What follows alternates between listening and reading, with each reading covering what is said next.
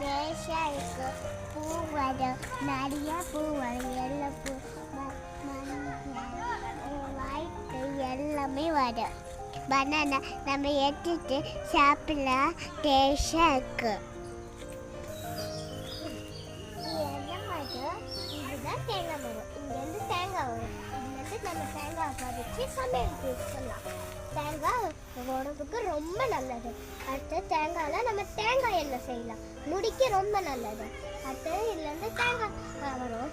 அதை நம்ம வெறுமனே கூட சாப்பிடலாம். அடுத்தது இளநீ வரும். இதுலேருந்து நம்ம இளநீ தண்ணி குடிச்சா அது ரொம்ப ஹெல்த்தியாக இருக்கும். நார்மல் தண்ணியை குடிக்கிறதாக இது குடிச்சா ரொம்ப ஹெல்த்தியாக இருக்கும். புரிஞ்சுச்சா?